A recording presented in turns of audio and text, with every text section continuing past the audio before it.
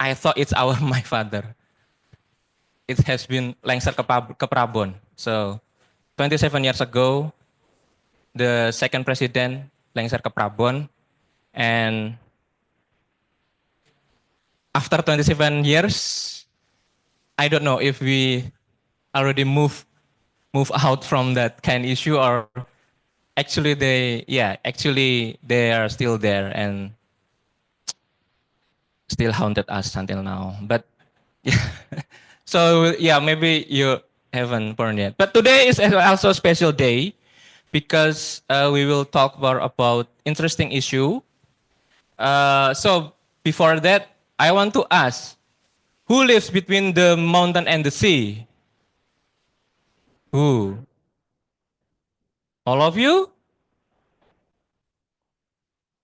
Between mountain and the sea. Okay, like mountain and sea. But actually, the one who lives in the mountain and the sea is not only us.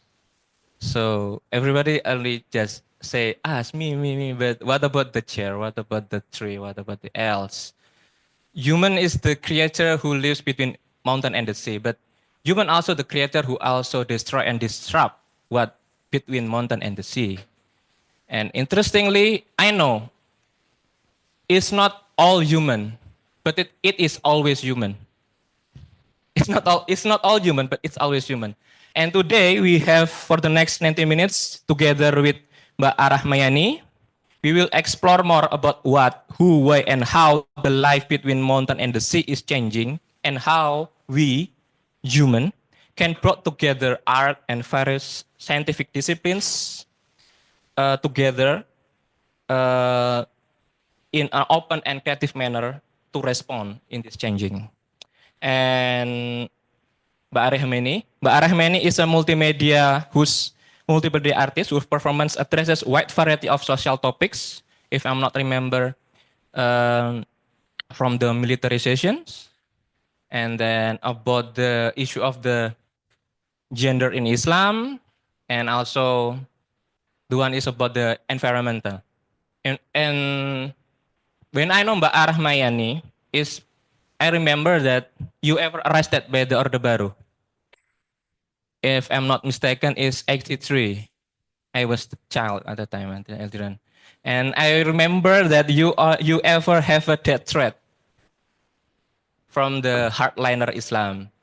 I remember that they want to drink her blood, if I'm not mistaken. So yeah, and then yeah, I don't know. I was always amazed about Mbak Arahmaiani, and we will explore more for 90 minutes. So have a seat, and we will watch many movie today, many presentations, and please welcome everyone, Mbak Arahmaiani.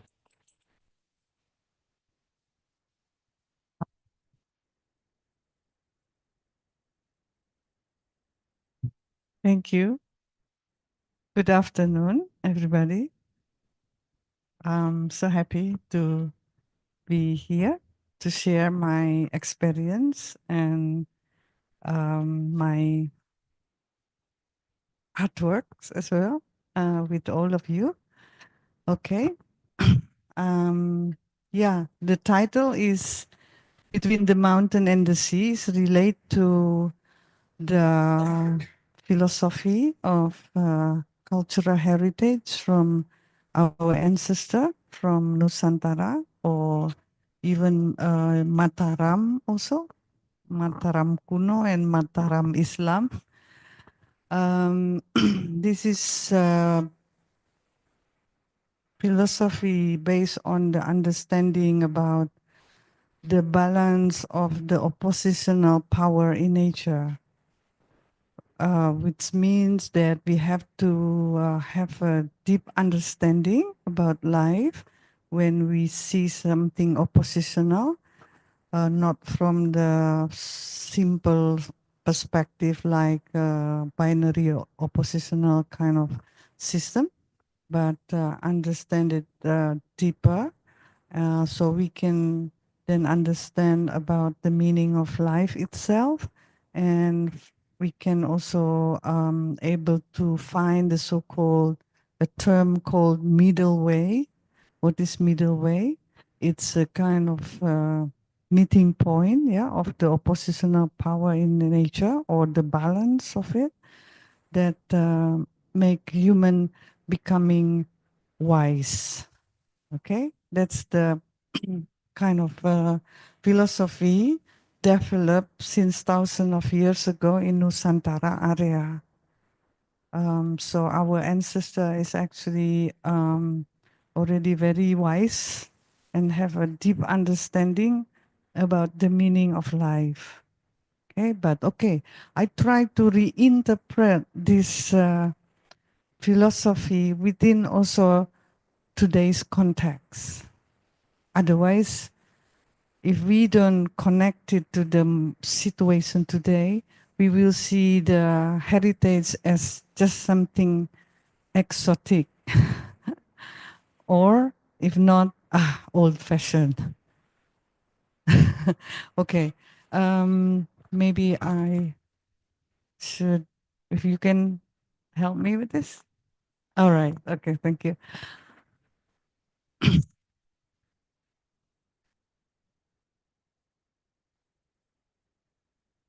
If you can help me, maybe it's better, because I have to explain. Oops, kok hilang? Ini. Okay, so this is my painting,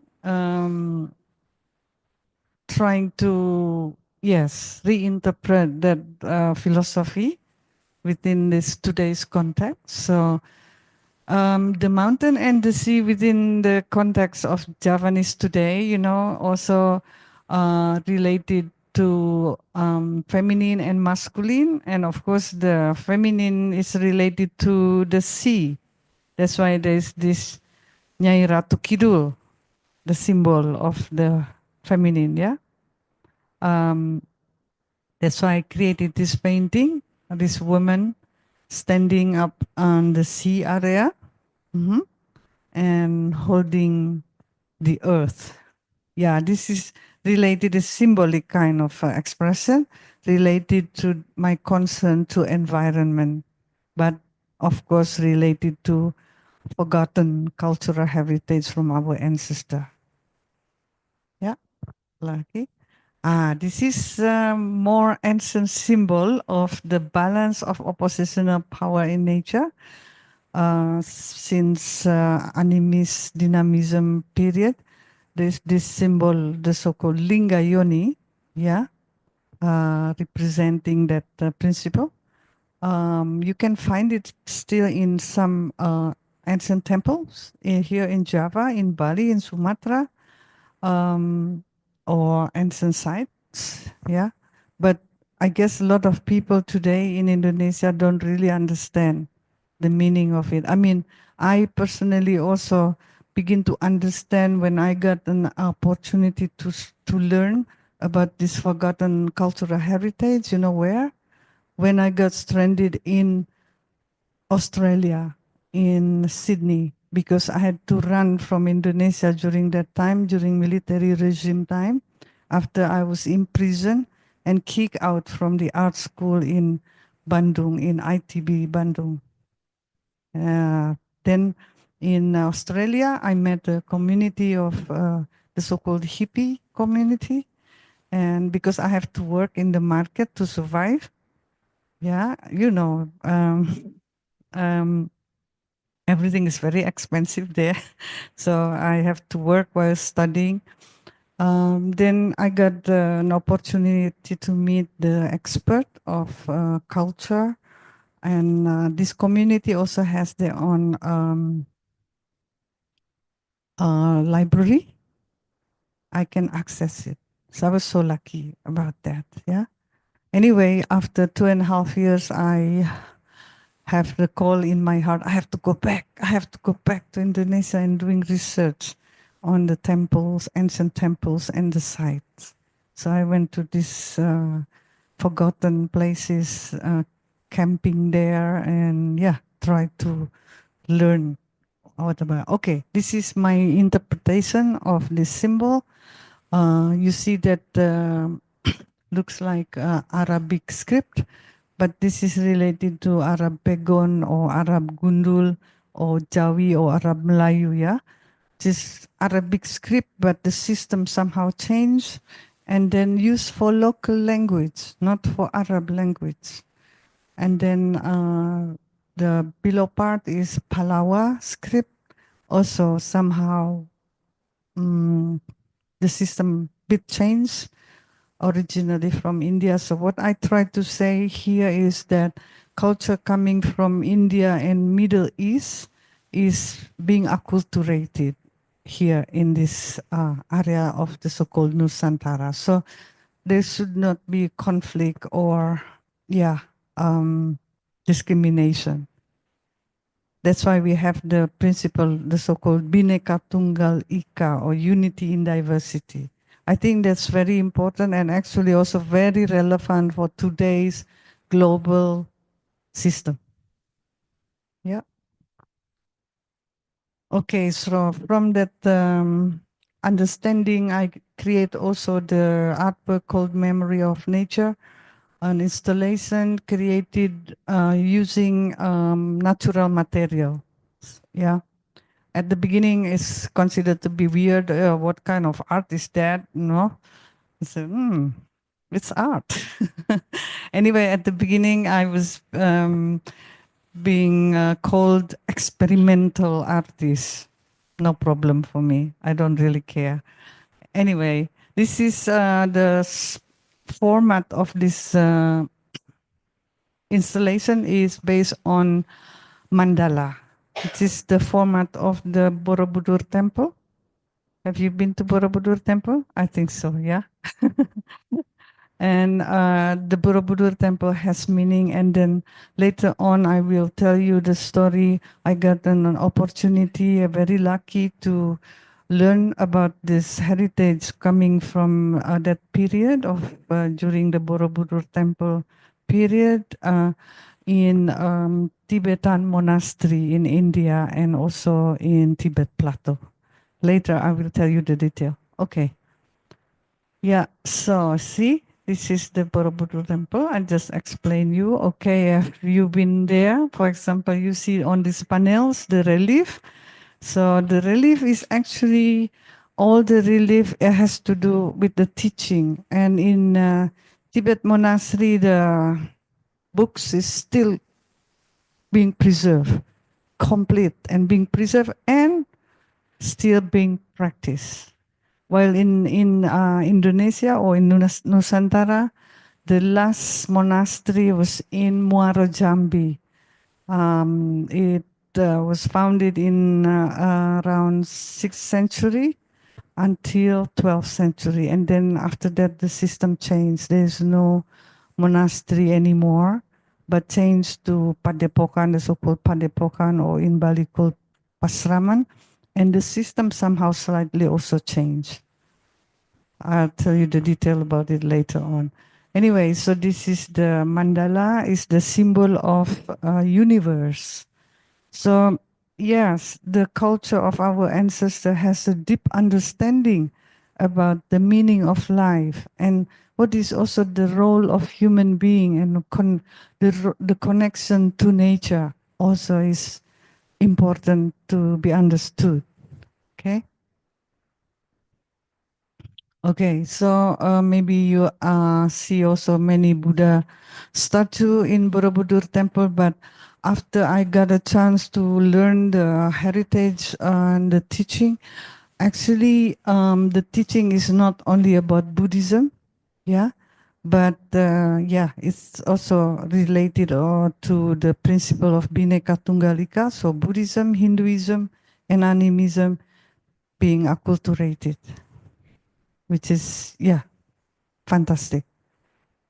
Okay, so this actually kind of art, lot of people, especially young people from various countries, interested in having kind of collaborative, because this is not just installation, but also there's a performance, collaborative performance of audience or public, when which is also later I develop it into not just creating artwork, but also doing some concrete action has to do with how to preserve the nature or the environment. Okay, so this, yeah, we are using all this natural material. So I invite audience to create their own mandala together and using seeds on this wooden table. All right, okay, so I will also explain about this flag. This flag project is created after I begin to work with the community. I started working with the community. When I'm talking about community, it's not just artist community or activist community, but with the common people. I started this project in 2006 in Yogyakarta after hit by huge disaster, earthquake.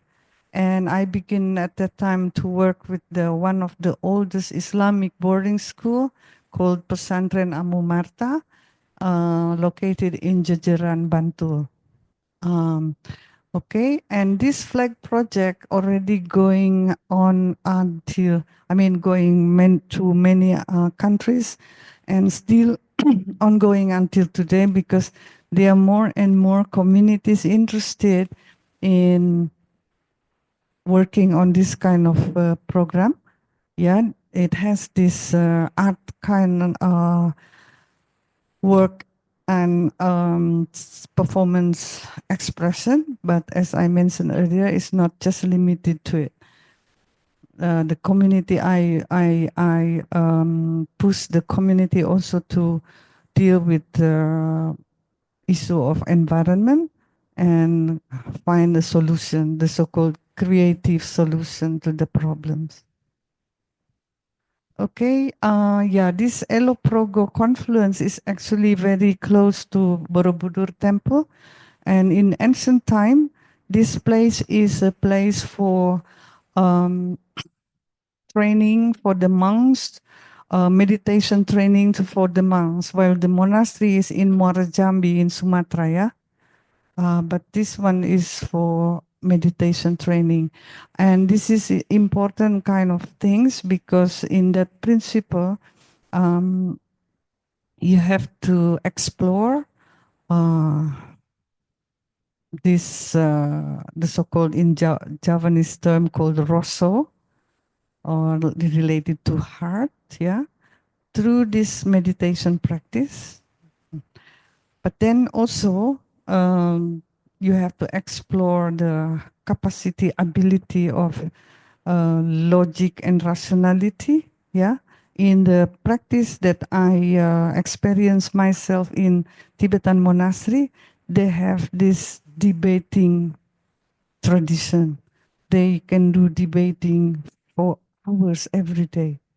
But the principle is between the logic and rationality has to be balanced with your heart.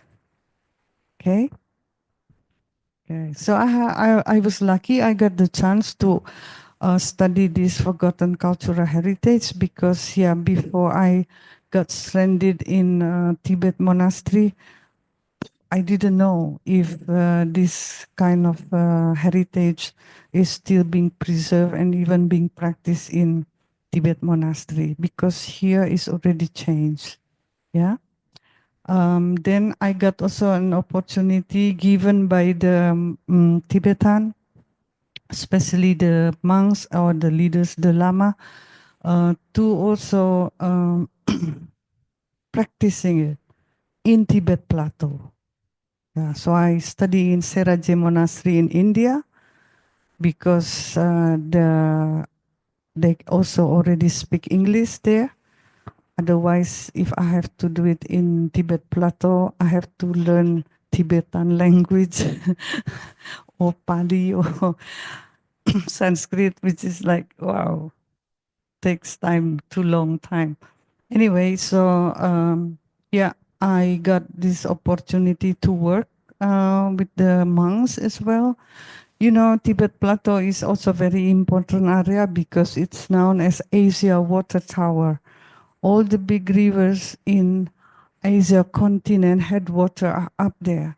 But now with this climate change, it's under threat of drying up. while there are around 2 billion Asian living from the water coming from up there. So what we are doing is trying to preserve this source of water. So since 2010, I've been working with first the monks, but then later on also with the nuns and the Tibetan, but later on also the Chinese also joining to preserve the source of water. What we have been doing up there is reviving organic farming, reviving nomadic culture and lifestyle, and then planting trees, and then managing the source of water, of course, and creating alternative energy system, and of course also managing the trash and recycle them. Okay, yeah, this is just giving you some vision and about the culture and the activities up there, because yeah, I've been working since 2010 and still ongoing actually the project, although after pandemic hit I didn't dare to go up there because I heard that there up in the plateau there's no virus, but if I go there I have to go through China, and we don't know what is happening in China.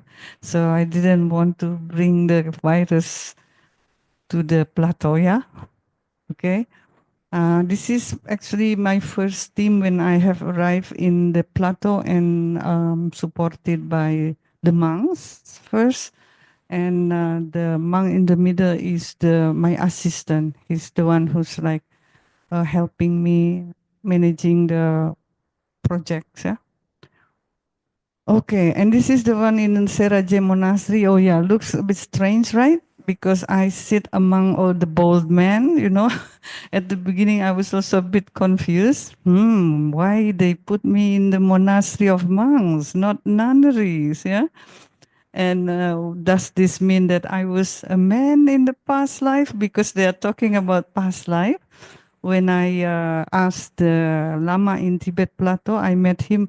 Lama, it's what a shame that I don't know that the heritage of my ancestor, culture of my ancestor is still being preserved and practiced in Tibet. So I really want to learn it, Lama. And he said, okay, very good, very good. He said, but you have to go to India, yeah? And I said, why I have to go to India? At that time, I never been to India, yeah? It's so far away, Lama. Yes, but you have to meet the guru from your past life. Oh my God, I don't remember. I'm sorry, Lama. But Lama just smiling and he was like, it's okay, you will learn about it in India. Don't worry. Oh, really? And then when I asked him, sorry, who is the teacher, the guru from my past life, Lama? And I was a little bit shocked when I heard he mentioned the name, because he said, Jowo Rinpoche. Oh my God, Jowo Rinpoche from Jowo, right? And then, Lama, who is this Jowo Rinpoche? I'm sorry, I don't remember. And Lama said, oh, it's Dalai Lama. That's the term in Tibet for Dalai Lama is Jowo Rinpoche. Yeah. And you know who's the monks who brought this knowledge from here to Tibet? He's actually a monk coming from India originally.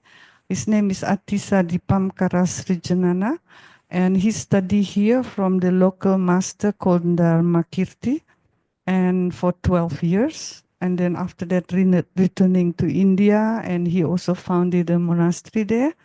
And then after 1 year, he got invited by the Tibetan king. So this Atisa went to Tibet until he passed away in Tibet Plateau. But you know how the Tibetan called him? The title is Jowo Atisa. Yeah, seriously. Okay, this is Jowo Rinpoche. Finally, I met him. Actually, yeah, there was a lama coming here to pick me up, but it was so touching because he said, I want to see the Kiai. Okay, then I brought him to a kiai in Magelang and also in Yogyakarta. But then, you know, it was so touching because he was saying, Pak Kiai, I want to ask for permission to bring Arahmaiani to India. Oh my God, touching, yeah? Yeah. Okay, finally I met my guru. Okay, this just want to give you some information about Candi Muara Jambi. I don't know if any of you have been to Muara Jambi. Okay, you've been there? Okay, so you know. Okay, so actually the team from UGM and also from Universitas Indonesia who is doing the research and also doing the reconstruction of the Chandi, yeah. And they invited me because they say, yes, we need you because you have learned the teaching, while most of the expert coming from UGM and UI is like anthropologist, maybe historian, yeah. So anyway, I work with them. So they have found 115 temples. In the area around 4,000 hectares. Huge, really, yeah. But so far, the temples that has been reconstructed, only 9 temples. But it's really huge. Each temple is really big. Okay, this is just some photos of this temple that has already been reconstructed. Yeah. Okay, let's go back to Tibet Plateau. So I already mentioned about the project we have been doing. This is how they're collecting the garbage, the monk, especially at the beginning, they refuse it. They say, this is not our task, you know, you don't know, we just have nothing to do with the worldly kind of issue. We focus on spirituality. But then I just said, luckily they still have this debating tradition, so I can debate it with them. They said, don't you also make trash? Don't you feel responsible for it? Finally the Lama is like, okay, Ani, okay. They collect this is the Lama, the leader. And he's very open-minded and yeah, so I can discussing things with them. And if you have a strong argument, so they will support the idea. Okay, but when I asked them to start planting trees, because that's one of the way to preserve the source of water, right? They didn't refuse it. And I said, why you don't refuse it? They said, no, there's already our old Lama already doing this project because he's also concerned about preserving the nature and the water. Then there's this mother tree temple. This is the first tree planted by that Lama already almost 100 years ago when I started working on it. So, yeah, but what was interesting after the tree that we were planted growing, the old tree dying. Yeah, the old ones planted by the old Lama. Yeah, yeah. But everybody say yes. This is because now we have the new one, of course. Okay, I said, I understand. But what makes me shocked at that time when I got to learn that up in that plateau, there are only 2 kind of trees can be growing up there. Pine trees and the so-called poplar trees. I was shocked because when I realized, oh my God, in my country it's like heaven. We can plant like, I don't know, 1,000 kind of trees, right? Yeah. Anyway, later I will talk about that. Okay, so, and then after we started working on it on 2010, right? 2015, 16 villages joining to support these projects. And then Chinese government also approve and support the project.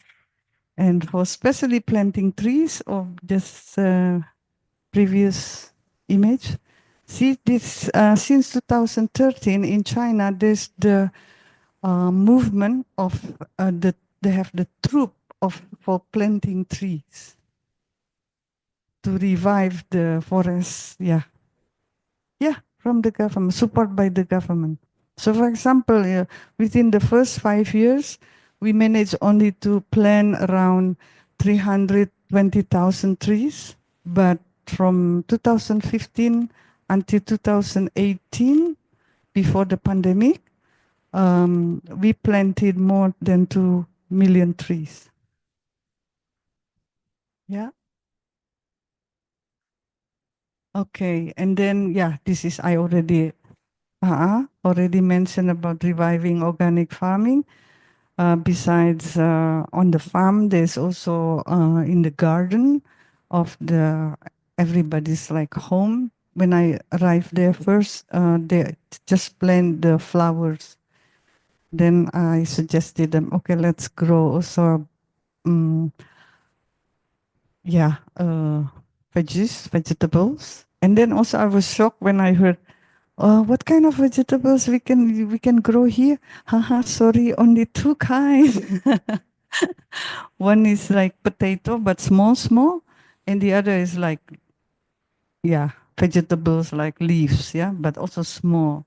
And I was like, oh my God, my country is like heaven, but people don't care.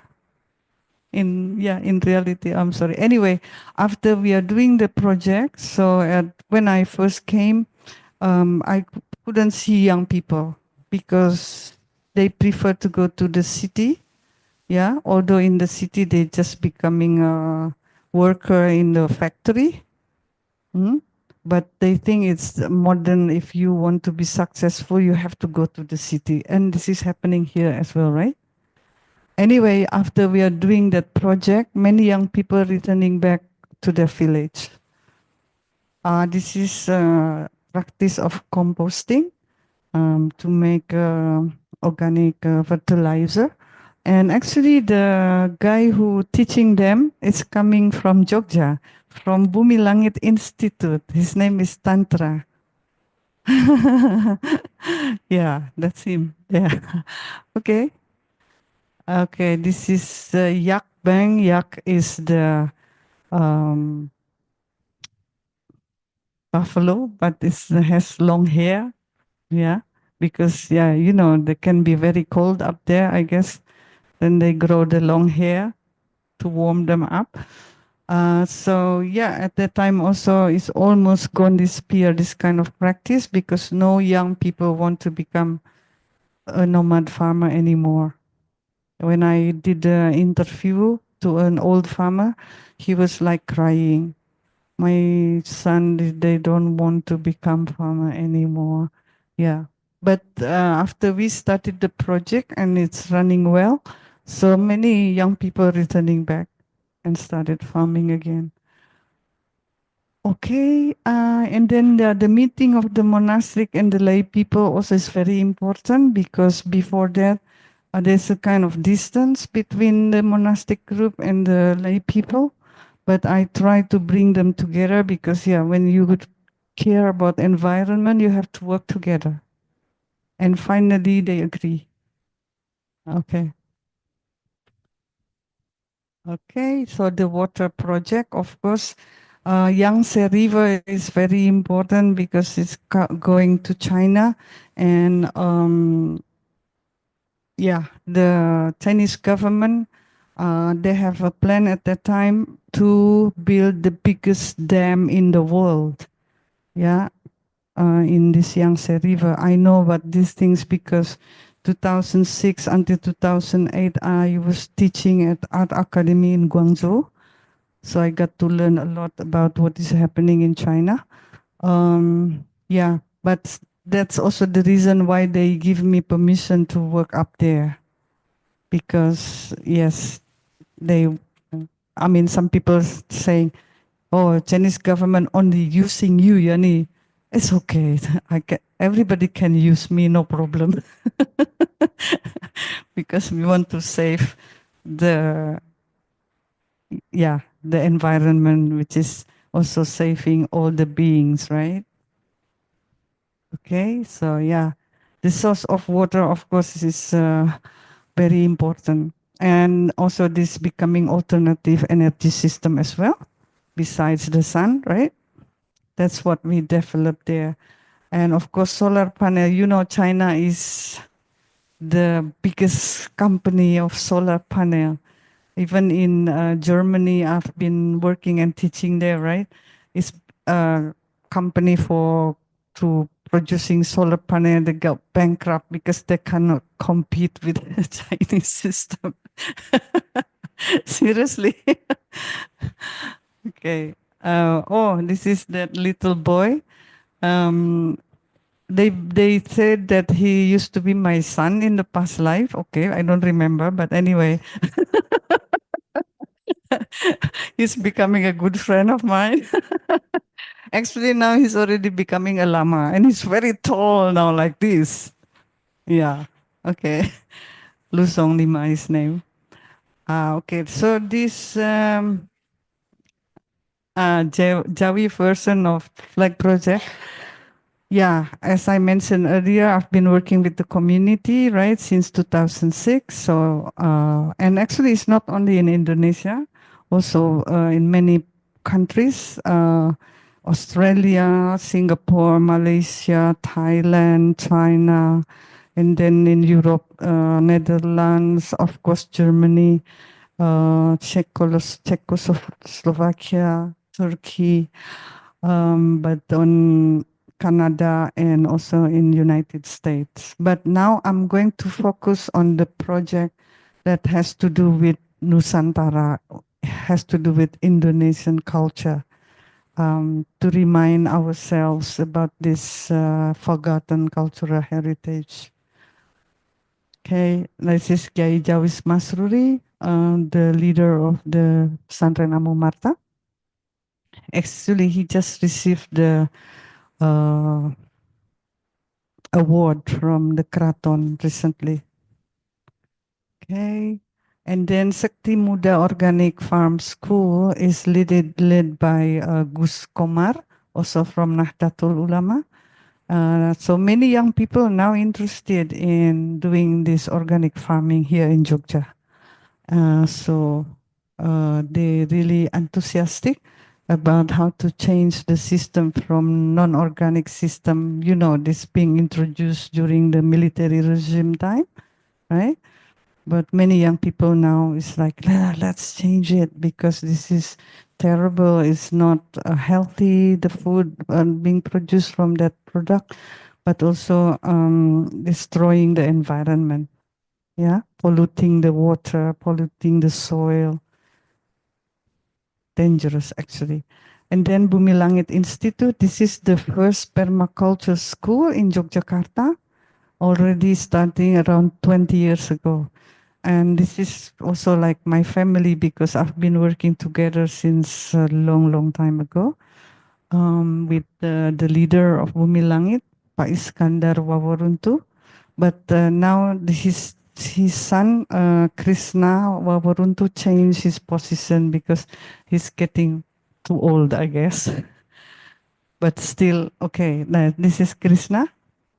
So actually now, at the moment, they have this training program. I don't know if any of you interested in seeing what they're doing. You can go to Bumi Langit to see the practice. Okay, another community is in Kalichode. This is the so-called slum area, but somehow we managed to do something positive there because Ibu-Ibu, the mother, they really happy about it and support the project and still ongoing until today, even like becoming wider and wider, more and more women, Ibu-Ibu interested in joining because of course they concerned about this healthy food because Ibu-Ibu, they cook food for the family, right? So they realize that, oh yes, that's make good and healthy food for our family. Yeah, in ibu-ibu. Okay, and then there's the community of Wayang Merdeka. This is also related to environmental problems and issues, but also try to reinterpret the tradition of Wayang, the puppet, yeah, within this modern context. And they're doing a lot of workshop with children and young people, even in being invited to schools. Hmm? Um, very active, very, very active. Okay. Yes, so they can create the new kind of wayang, yeah, as I mentioned earlier, that this tradition reinterpreted within this modern context. So they created, for example, alien wayang coming from Mars, another planet. Okay, there's also another community. It's called Public Farm Yogyakarta, led by Iwan Wijono. So during the pandemic, actually, they really giving a kind of contribution, important contribution, because they give food to people who doesn't have food or money to buy the food. Okay, and then also, of course, giving opportunity to the people to also plant these vegetables. Yeah, for free. Everything's for free. Okay, another activity is recycling of plastic. You know, this is a very serious problem in Yogyakarta, especially after the Piungan dumping place closed, right? Still, the problem is serious until today, but there are more and more community working, and I try to connect one to another so they can share their experience and also knowledge, and probably also helping each other. Mhm. Okay, this is the support from Germany. The president once visited Yogyakarta and meeting the prince and princess from the Keraton. So anyway, the Keraton is trying to support also this community kind of movement, which is yeah good, of course. Okay, so from besides Jogja, I've been working also in Bali and got the support from various groups there, but they are mostly community. Uh, in Bona Village, for example, in Gianyar, and then in Tegasari, in also in urban area in Denpasar. But also I got support also from Puri Ubud. Mhm. And then also there are activists, foreigner activists, but they are willing to work with the local people. So I work also with them. Yeah. Okay. So there's some foreigners. This is the one in Tegasari in Denpasar. So we try to make a model in urban area and also rural area. So when there are more and more people interested in doing this kind of project, so they can learn from this group, yeah, or community. Okay, and then this is another village in Pupuan. Apuan, sorry, this one Apuan, but actually there's also project in Pupuan as well. This is the urban, but also cleaning the trash on the beach. In Jogja also, we have this kind of group, yeah, of young people. And the grandson of the Sultan also involved in it, right? Okay. But this is the one in Bali that's already very active, yeah. Okay, so this Potato Head is the first company in Bali who cares about environmental issue. And I've been working actually, being supported by this company to make a documentary film with the community. focusing on environmental issue. It's still being edited. So, but when it is done, I will send you the link because it's not a commercial kind of project. So it will be uploaded on YouTube. But the art version is already done, so I can send you the link later. Okay, so the recycled product, okay. Yeah, you can see. Maybe before, if you want to see one of the performance of the flag project that I did with the community, it's, yeah, okay. The Nusantara flag project. I have sent the link. Uh-huh. Okay.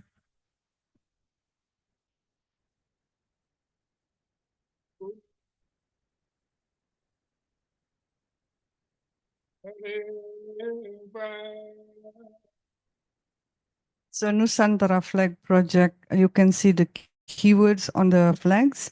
It's coming from indigenous groups in Indonesia. Mhm.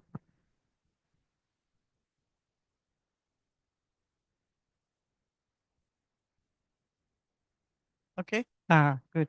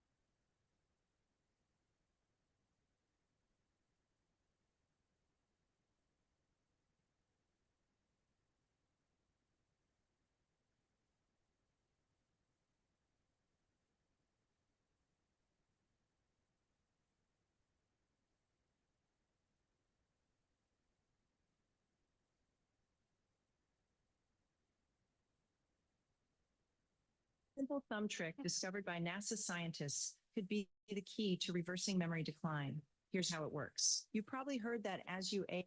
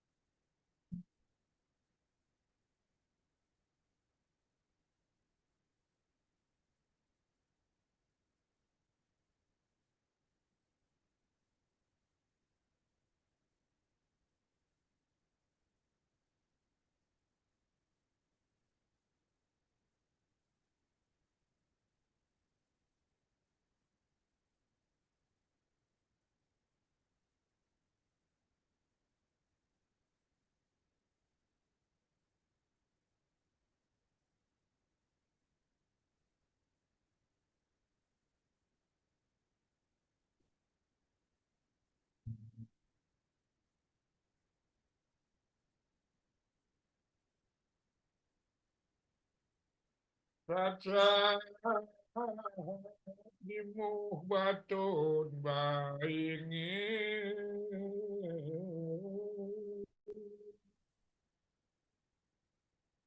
Jeni kira padering semu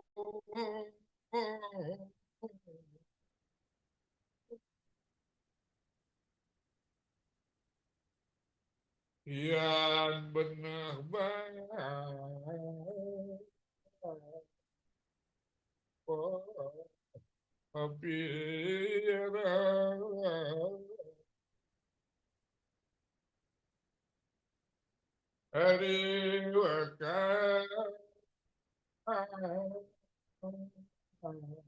mendik baingi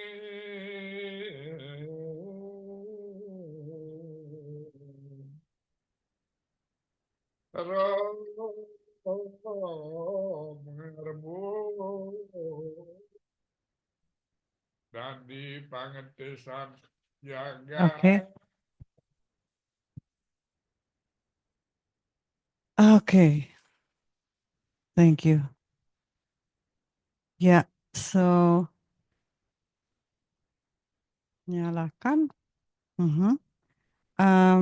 Yeah, I have more videos, but later on, maybe we can start to have a conversation. And if you have any comment and any question, please go ahead.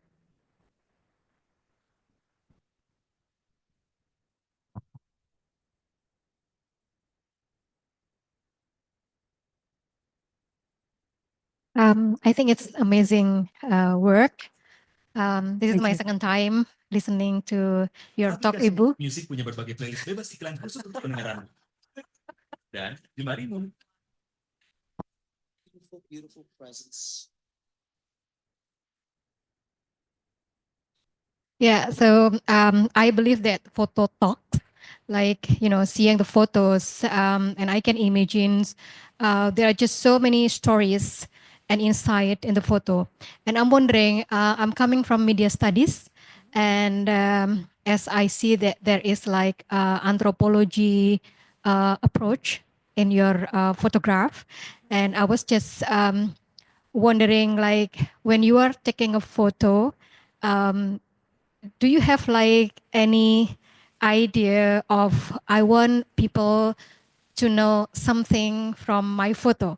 So that's why I take a photo from this angle or from this perspective. I'm not familiar with the anthropology, but I'm just coming from media studies and reading the image from from the what is it called? Something like Leuven, Van Leeuwen theory and so forth. So, but thank you for sharing. Oh, yeah. Okay. Thank you for your appreciation. Yeah, of course, the photos of visualization anyway, in my kind of practice, I want to, communicate and express my idea through the photos or visual kind of expression, for sure. Because I'm not just busy with the aesthetic only, but yes, dealing with various kind of issues. But now I'm focusing more on environmental issue, but my approach is the so-called transdisciplinary or interdisciplinary approach. So it's also not just focusing on environment, but related to social, political, gender, and culture as well. Mhm. So, okay. Thank you, Bu Yani, very much. Thank you. Yeah, connecting those people, different communities in Jogja, around the globe, Mhm. up to Tibet and India, it's an amazing thing. And if you could share, like, how do you find people, and what ideas that you have in mind in connecting those people, Yeah. and how did you bring people into, like, connecting those ideas into then a movement, like a flag project, people came, dancing together. To me, because the dance, the performance is like the materialization of those ideas into one moment, Yeah. declaring what they are thinking, so very much interested to, if you could share, how do you connect the people? Okay. Well, yeah, when I begin to realize that my dream is actually to make a real change in the problem of life. Yeah, that's the beginning of realization that I just cannot do it just by myself. I can maybe do some work and make a change with if I work with the community, with the group of people, because when we are coming together, we become stronger. And in reality, what I have learned so far after working with the communities, not only in Indonesia, right? And yes, it's very true. It's very real that we can make a change through this kind of action, together action. Okay, but of course, the first thing that I have to do if I want to work with the community or the people, what usually I do first is doing research. What kind of situation and problems that the community has to deal with? Okay, and my role of my position, I'm not the leader of the community. I'm actually just a stimulator for the creativity, community's creativity. That's why I need to know to understand their situation and condition. And after that, also we will work together to have a dialogue, to learn also from each other and see the possibilities of exploring our creativity together. Then it's really amazing from what I have learned from my experience, because then there will be new ideas coming up, which I maybe never imagined also before. Because when I was just like busy with myself, there's actually a limitation there.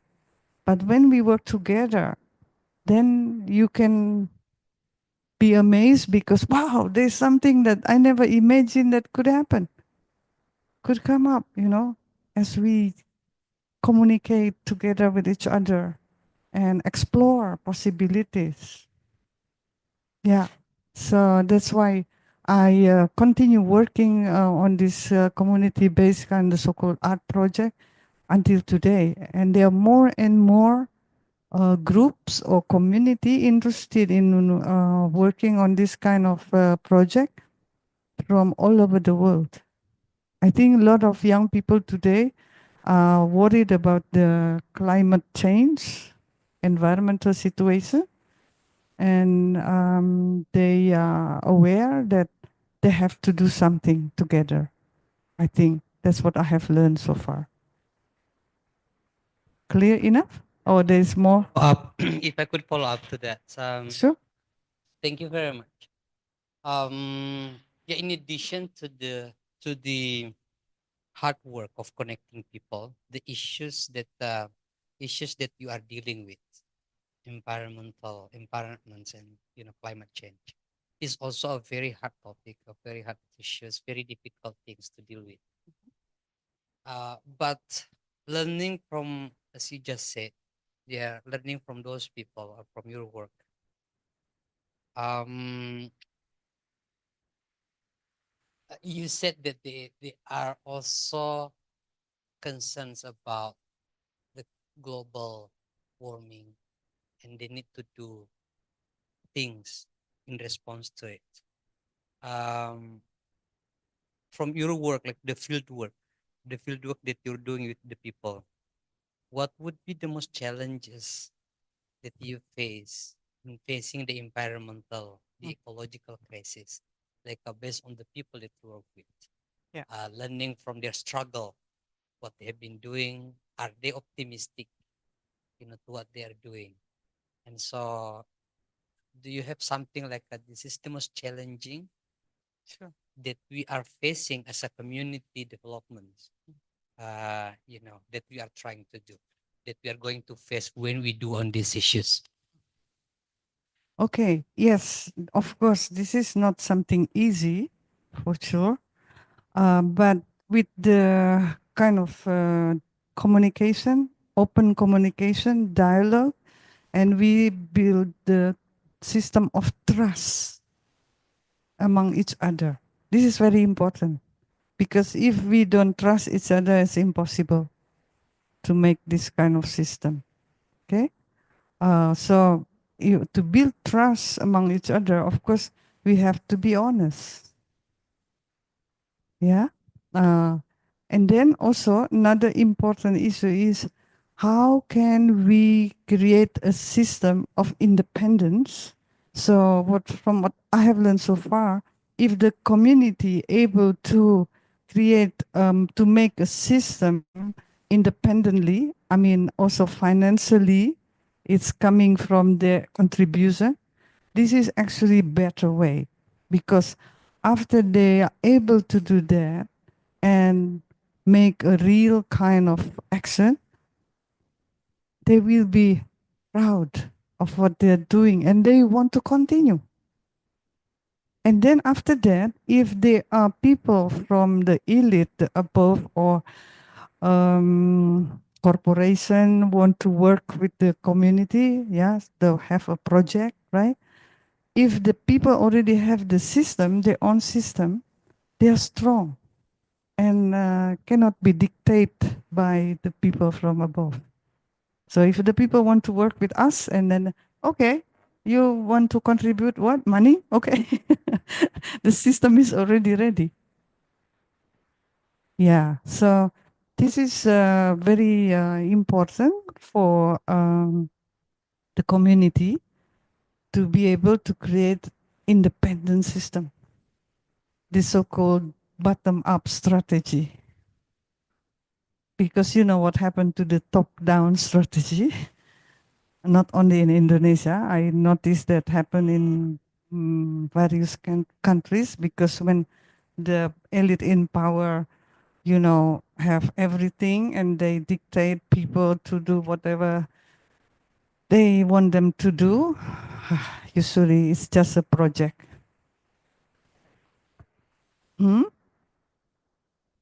Yeah. Usually, yeah. Right. So that's why I try to work with the community to create their own strategy, you know, the so-called creative strategy, yeah, and becoming independent. And actually, if people working together, it's possible. I have experienced it for many, many years working with various communities in Indonesia, okay, Jogja, Bali, but also now people from Sumatra, young people from Sumatra, West Java, Kalimantan, Sulawesi, even Papua, they also like, yeah, we want to join, we want to join. And they can also connect one to another and share their knowledge and experience and even collaborating. But not only among Indonesian. Maybe I already mentioned that students from Singapore, National University Singapore, Nanyang Technology University, and then also Singapore University of Social Science. They're already coming here now to work with the young people. Actually, the one from Singapore University of Social Science also connected to some students here from UGM as well. Although, yeah, there's some problems, but yeah, it's still have to go through the process, of course, because they're coming from different, maybe, although they are students from universities, but different cultural background, different life situation, right? But for me, it sounds really interesting. And then also the student from Melbourne University, the other day also has a kind of a seminar with the student from here. Yeah, but most of the students coming from abroad, they also want to also work with the communities, not only doing on that level of the university, which is for me is really exciting. Huh? Okay, I hope I make things clear.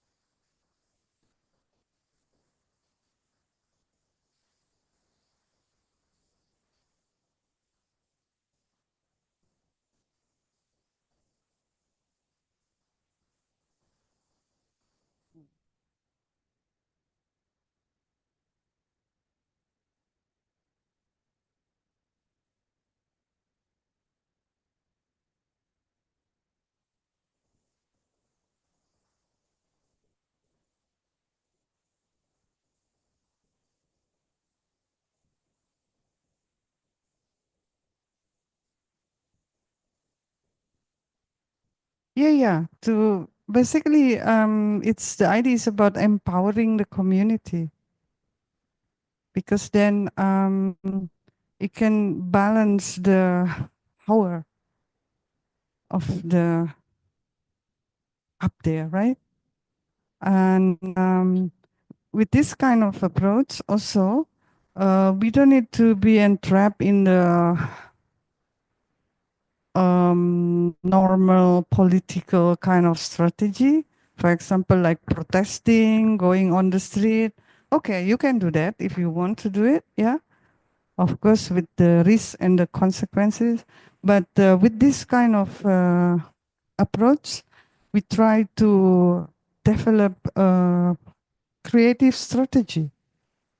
This is a fight, but in a creative way.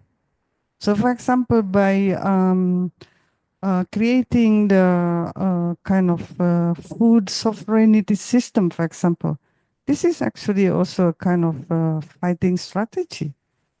But then it makes the community independent and free. Yeah. They don't need to just rely on the people up there all the time, because they are the one who can provide food, money, right? But they don't care. That's reality. They don't care. That's why I use this song of the John Tobing about the struggle of the people. I mean, that is what is happening until today in this country. And maybe it's not only this country. But anyway, I just want to remind you guys about what is going on in our country today. And actually, it's quite worrying, right? And how can we empower the people? How can we fight those corruption kind of system? I think people has to come together to become strong. Yeah. But then, of course, when you're working with the community, you also feel responsible. So I cannot just push the community to, okay, let's protest, and then maybe something terrible happen. That's my responsibility, right? So that's why I don't push the people, the community, to go just to protest on the street, to challenge the people in power. We don't need that. But how to build the system that will empower the people so they become independent, they become strong and coming together. That's a fight, actually, right? Yeah. Okay. You've been around Chokcha for a long time. And I wanted to ask you, because some of your thinking seems to be related to Surya Mataram. I was wondering whether or not you had it been in any way influenced by that train of thought. Yes, of course. This is also important kind of issue, that is heritage culture from various period is important for us to understand. And because we can learn a lot from that too, right? So they are probably already kind of action or example of what the ancestor has been doing.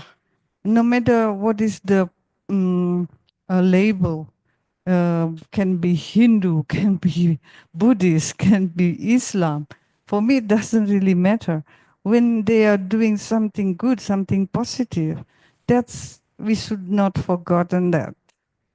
Yeah, it's because then it can become a sample. But talking about this heritage culture, there is a problem because during the colonial time, yeah, the colonialists try to erase also the knowledge from heritage, either historically but also cultural kind of heritage. Yeah. the so-called traditional wisdom. I used to study in Netherlands. I got the grant to study there. So I got an opportunity to learn about what happened during the colonial time, because the Dutch is the longest colonialist in Indonesia. So they looted a lot of artifacts and also manuscript, to erase the knowledge from the people. So then the people, they don't know anymore who they are and suffer from the so-called identity crisis, which is something that can, for the people in power, is like, oh, then we can easily control them. Yeah? But then after learning a lot, I realized that it's not only foreigner who can do that, but also local elite too can do similar kind of strategy. So that's why the community-based kind of project is also very good, very important to remind everybody about, hey, what happened to our life. For example, what happened to the history, because the history also can be erased as well. Like, for example, what happened in the 1965-66 during the military regime time. We don't have access for that history. Everything is like erased.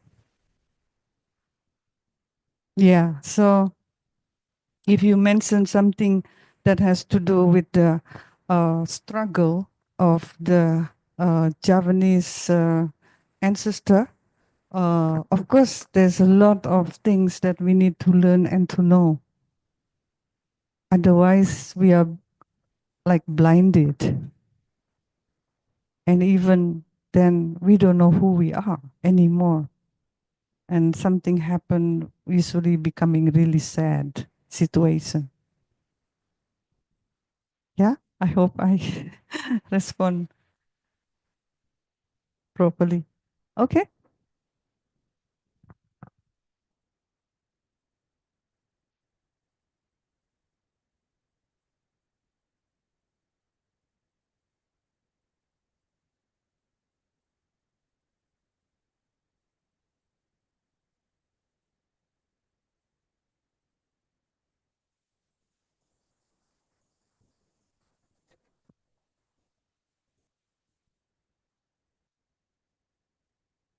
Hello.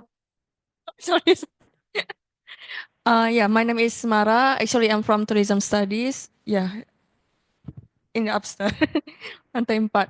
Okay. This is a good project between the mountain and the sea because, as you mentioned before, we destroy everything. In actually, is always human.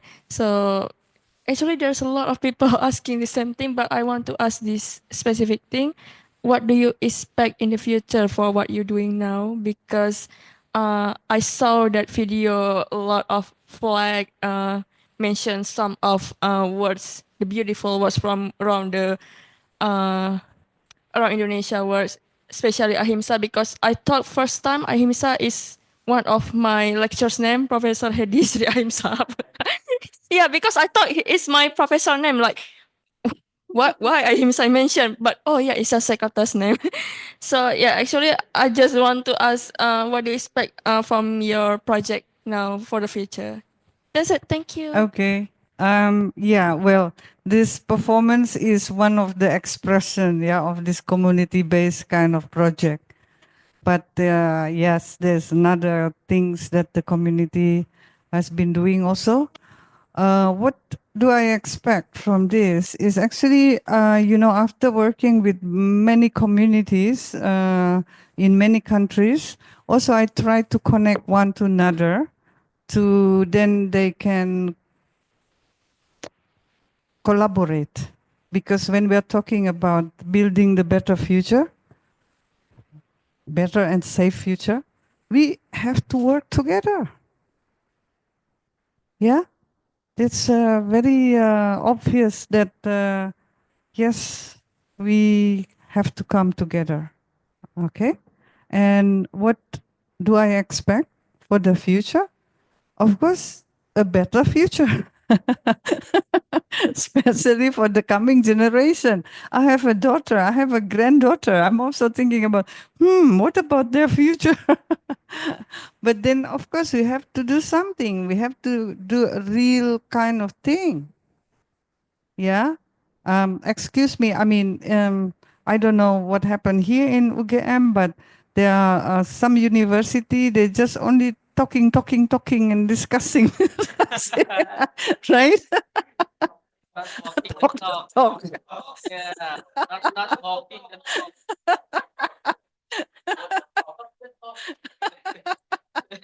Right. So I hope that you guys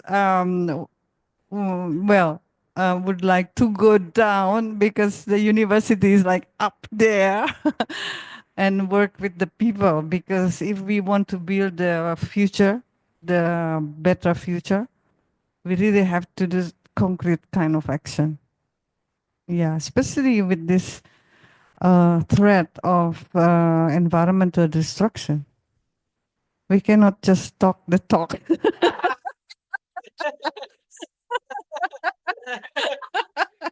Right?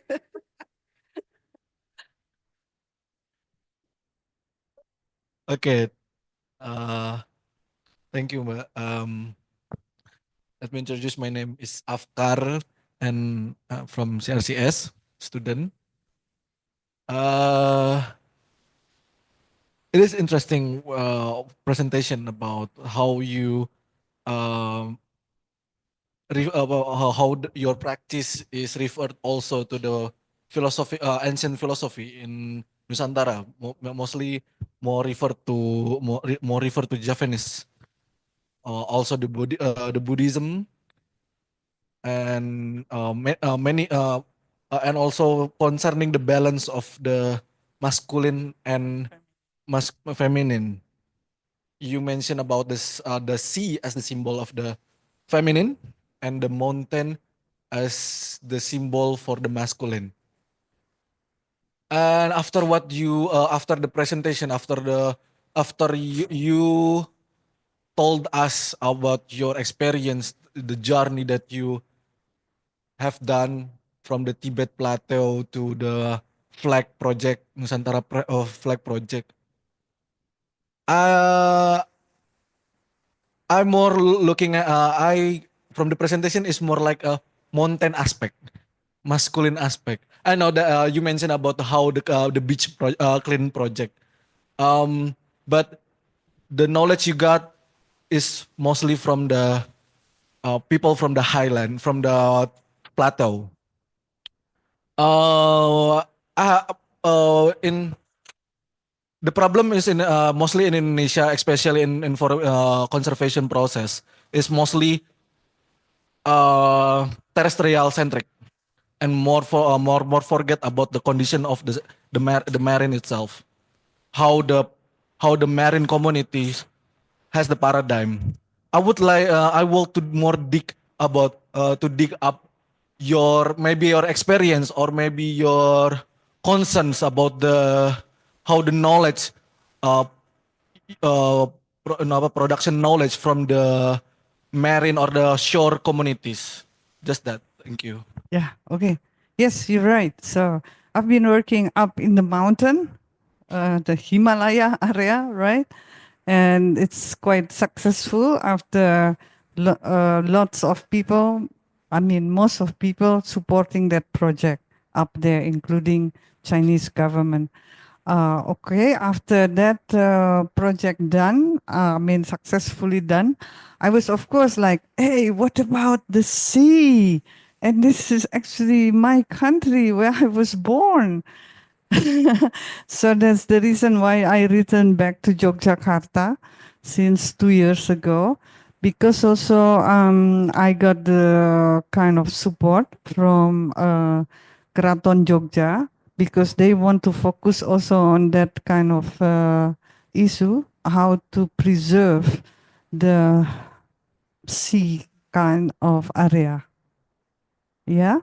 Of course, it's still on the process because we need to first really like discuss and find meeting points, because sometimes, because there's a kind of level of high up here and down here, right?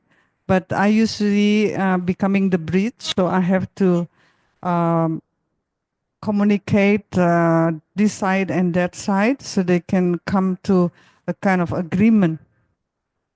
Because if we don't do it that way, then it's more like becoming a competition.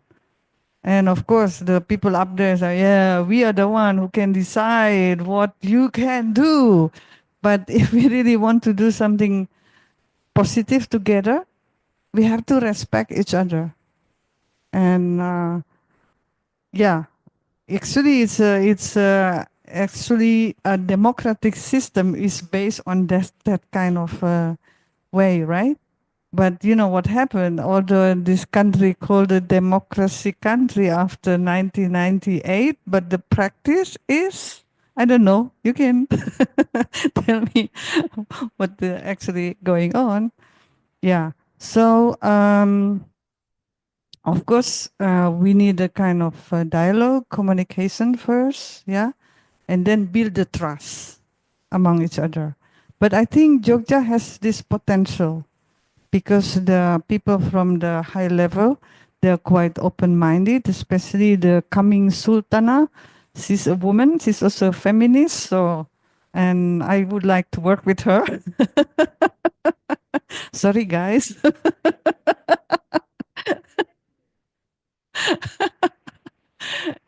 Yeah, she's going to be a sultana, right? The sultan already mentioned that when he's retired, the daughter will replace his position. Yeah. Mm-hmm, mm-hmm. Oh, okay. It's okay, no problem. Yeah, I mean, that's why I don't mind to work, with anybody if they have this good idea, but also they want to do real action. It doesn't matter if people of the high level, uh, people who are rich or corporations, I don't mind. If they are serious, care about others and environment, yes, let's do it. Yeah, because yes, the threat of environmental destruction, and you know what happened with the war, and now we have the new war in India and Pakistan, right? Hey, come on, we have to remind each other and work together to prevent us for doing something stupid. Sorry to say that. But that's what could happen to human being when they become greedy and obsessed with power, right? We have to be honest to ourselves. But with this communal system, we can remind each other, like if you become greedy, I will go, hey, hey, hey. Don't forget, right? Like that. Yeah. Don't talk the talk. Yeah. So, Okay. another questions? Sure.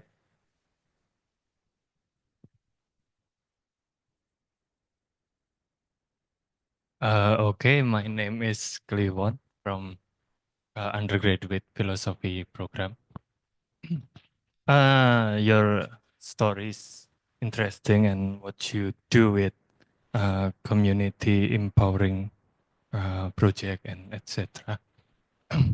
And what's in my thought it was how Buyani think about the state's responsibilities for this structural problem like food, agrarian or environmental issues, aside from the community empowering project that you did. And Yeah, maybe that's my question. Okay. Oh yeah, because you, as you mentioned earlier, you were pessimistic with the elite and the agent in higher system, and yeah, like that. Yeah, well, that's what happened when I was young. That's why I was like imprisoned, kicked out from the art school, and then got death threats from hardliners Islamists because I was quite pessimistic with what happened up there. It seems that they don't care about what happened down there. Yeah, but then yes, it's if it is only pessimistic and you don't try to do something positive, then it's just like frustration that you go through, right? Although maybe if I do such a protest and then finally maybe not only in prison, I can be killed and I become hero maybe. But do I really make a change when I become a hero? I don't think so, right? Yeah, so that's why this kind of activity, it gives you also this optimism. Oh yeah, there's this possibility that we can change the things to a better situation. I mean, that's what I experienced so far. That's why I'm still enthusiastic in working with the community until today. And I work with various community, with various cultural and faith background. And it's actually bring positive and enthusiasm as well. Actually, yes, we can do something together and respect each other. Although you have different faith background, have different cultural background, it's actually our richness in life. When we respect each other, we can learn from each other. Maybe there's a difference, right? Besides the universal values that connect us one to another, but the difference also when being seen in a positive way, it's the richness of our culture in this life. But the negative way of looking at it, they see it as like, they are wrong. We are the one who is right. Yeah? Musyrik. Bunuh. Oh my God, that is not really based on the belief system. Even Islam has no that kind of principle. I don't believe. That's why I bring up this ahimsa. Ahimsa is the principle of non-violence, and actually you can find it in every belief system, including Islam. All the ayat-ayat in Al-Quran is started with Bismillahirrahmanirrahim, about compassion. That is very basic. But I don't know why now some people maybe just talk the talk. And then they can kill others under the name of religion. Gila itu. So biar tidak semakin gila. Not only talk the talk. Betul. So yeah, I remember one of your poem entitled Cita-Cita. After your spiritual journey around the globe and your art journey, do you think did you achieve what your dream to becoming a prophet? Mbak ini pernah bikin puisi. Dia salah satu puisinya isinya adalah aku bercita-cita menjadi seorang nabi.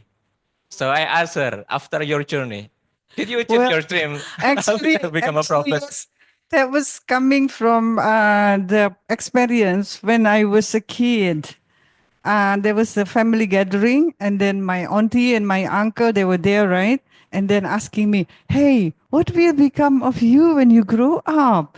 And I was like, I want to become a prophet. But then my dad, which is a kiai, my dad is like, oh dear, I'm sorry. Usually you become a prophet is a man, right?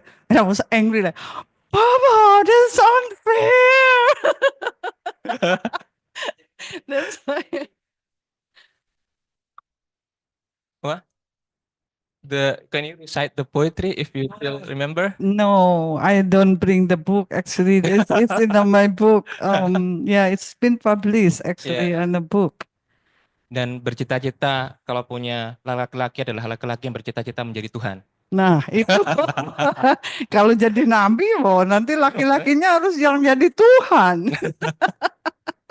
So everyone, thank you for your coming. Yes, thank you very much, And this everybody. exciting presentations. And today is also 27 years after the Lengser Keprabon of Suharto. But also it's important dates because today is also the birthday of Mbak Arahmaiani. So yeah, the prophecy who was born in 21 May is the one also who fight the one who suffer into Tibet May. So here's the present from our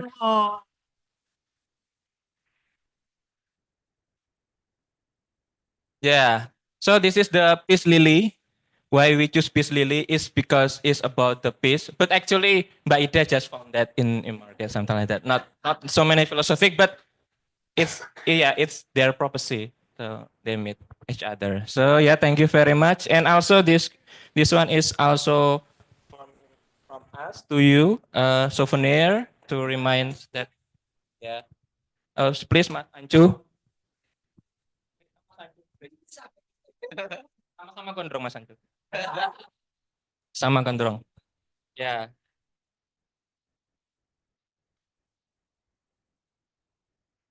Iya, biru-biru.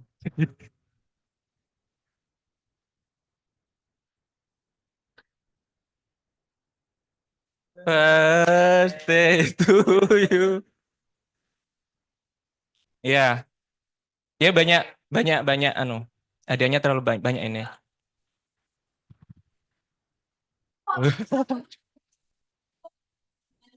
Ya.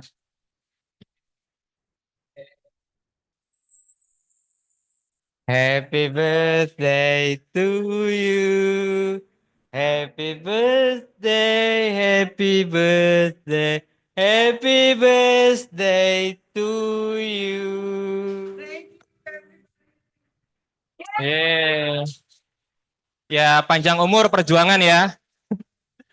Oh yeah, don't forget we at the next web forum we have interesting topic for Aziz Almighty. So usually we say that the modernity and reifications by modernity is the cause of the the separation between agama and adat and culture. And next week Aziz will tell us that no, that's not the culprit, that's not the scapegoat. Modernity is not the scapegoat of that kind of reification. So please come into the next Wednesday forum with very provocative topic. So see you next week. Shalom, shalom.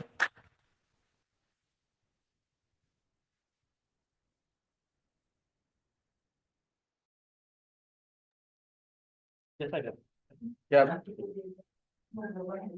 Oh ya.